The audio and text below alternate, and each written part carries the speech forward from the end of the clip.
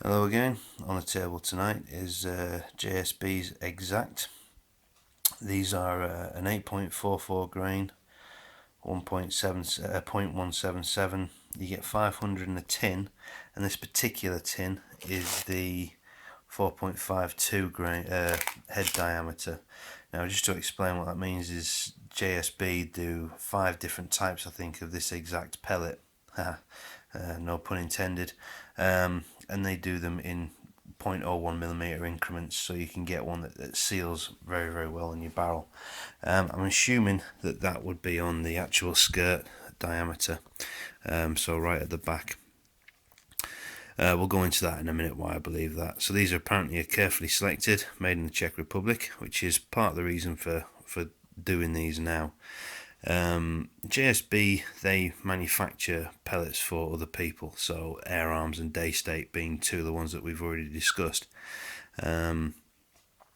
So you'd want the bragging rights, in my opinion.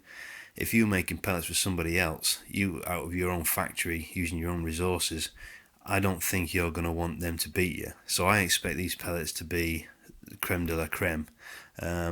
True, in different barrels it's going to have different effects, etc, etc.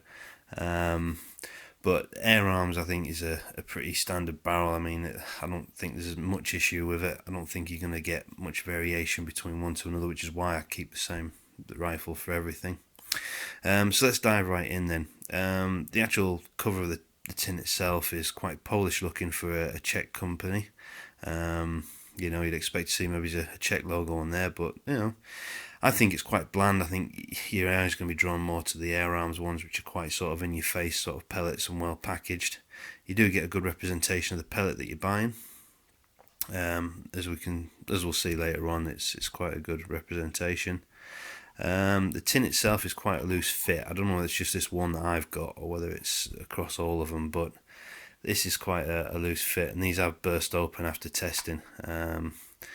So get your little pellet zip pouches and rubber bands on the ready just to make sure that you prevent that from happening to yourself.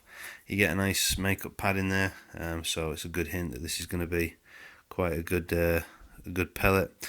Now, there was some debris in here, but because I've been starting and stopping with the video, it's going to go missing. Why would it stay? But yeah, I've found debris in the bottom of this tin.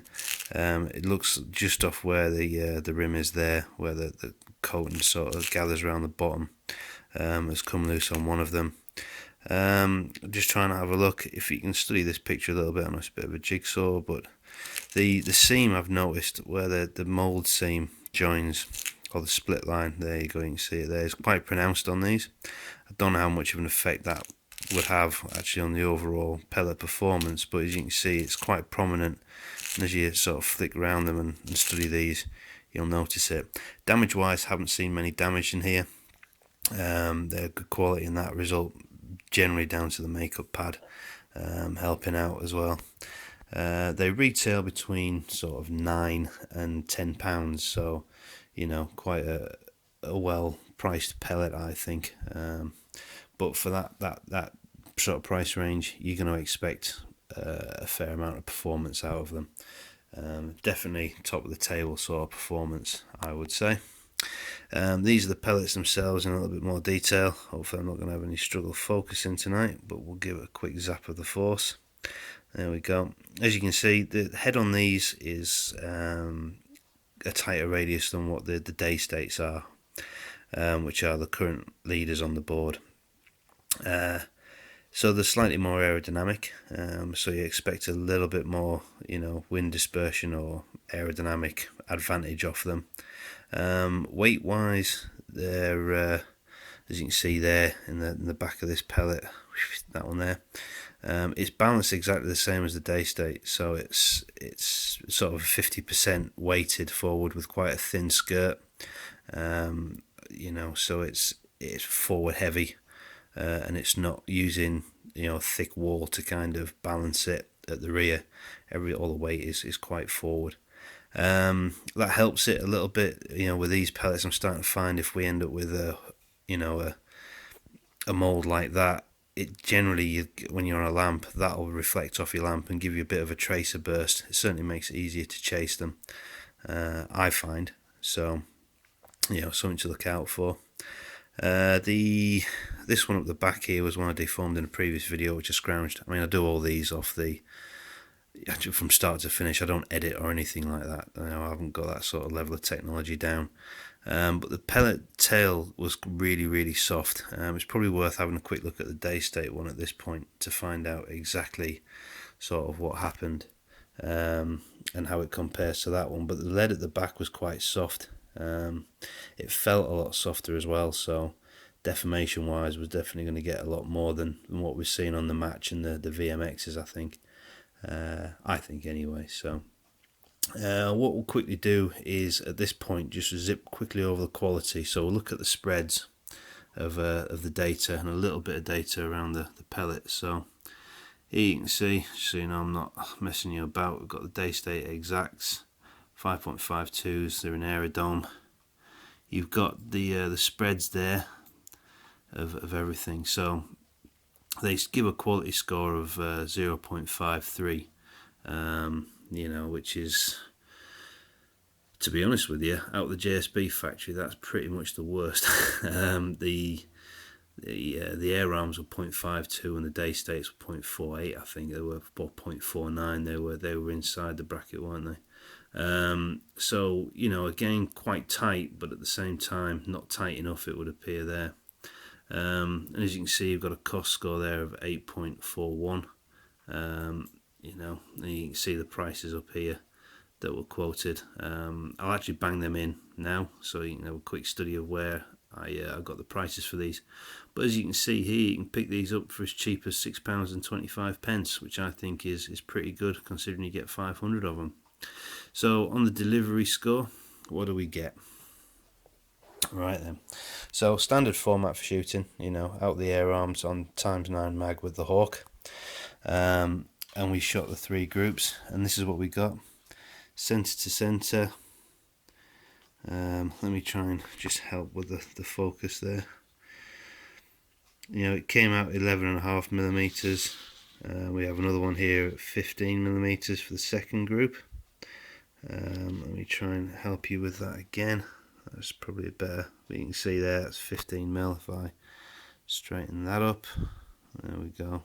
Yeah, it's a bit of a bad light tonight, and the phone's obviously not having much fun either. There we go. And then again, you know, we're looking 10 millimeters on that one. So when we band them all together, that gives us a delivery score of 12, as you can see here. My comments are that it's playing second fiddle to the day state sovereigns, given 4mm larger groups at 25 yards. And then while I'm on, it's worth noting that these were really good in the Walther Century spring rifle I've got, which I'll bring over to here. So center to center for a spring rifle. Now this is what I was using for cleaning. So you can see here JSB cleaning and the S410. It started to group, so that's when I went with it, and it spat out a nice 11.5mm group. But surprisingly, in the Walther spring rifle that I've got, the Century, which has got a hell of a kick on it, 2 pellets, that's all it took to wipe the barrel clean, and it banged out at 10mm. So I'll be using these in the Walther for definite, because they're quite good in that. So while we're on, let's also have a look at some of the data. So the average weight of the pellet is supposed to be 8.44 grain, as you can see there, and it comes in at 8.45. But there is variation in there of, you know, what was it, 0.28? I think it said there, or 0.23. Sorry, yeah. So you can see here in this box, the head size. So this is supposed to be the head size of 4.52. Yeah, it's always a pain in the backside doing this sort of stuff. So another 10-minute video. It comes to 4.46, so I'm guessing this 0.52 is down to the seal. If you've got a choked barrel, it's not going to make a blind bit of difference anyway. It's just going to compress down to whatever it is. It's just a matter of friction. So and there you can see there's the spread. The overall length of the pellets, while we're on, let's just have a quick look at the average on that. This mouse has been playing up. I was in a meeting the other day and it was horrendous. The average length is coming out at 6.14, but again, not too much variation on there across the board. It's fairly good, to be honest. It's well above average. You know, we shouldn't be taking too much away from them. Where do they stand on our leaderboard then? As we can see, it's sitting here second. We've got an £8.41 cost, which is, you know, well, let's think about this. It's over £1 cheaper than the £1.30 cheaper on average than the day states. You get the same amount. The quality is slightly less than the day state, so you get a bit more variation, which you can see translates to a bit more variation in the delivery score. So what you've got to ask yourself, I guess, is that £1.30 worth having 4mm improvement in your groupings over 10 shots? And on that bombshell, when we scored 81, sitting second, we need to summarise what we're looking at. So I'm definitely going to carry on using these in my spring rifle. I'm going to stick with the day states for now. I'm going to pay the extra £1.30 on average. And yeah, I mean, these are actually a really good pellet. Let's not, you know, lie about this. You know, against the air arms match, yes, they're, you know, the same score. You know, they still score 81, and you know, but these will reach a lot further than what the air arms will. Once you get past sort of a certain range with the air arms, you're going to struggle because it's a flathead. It's for a more close quarter mid-range shoot, and these, you can push these right out, in my opinion, up to, you know, 60 yards. You know, start knocking golf balls off golf tees and see how you get on. Foam ones, obviously. Don't use proper golf balls, because the pellet will come straight back at you and probably take your mate's eye out. But yeah, you know, a well-priced pellet, I think. Certainly worth considering, you know. But yeah, you make your own mind up on that. That's the leaderboard as it stands. You know, I've got some pellets to rattle off now and get rid of. But that's my review on these JSB Exacts. Hope you find it useful. As always, feel free to comment, don't troll, stay safe and shoot straight. Thanks, bye.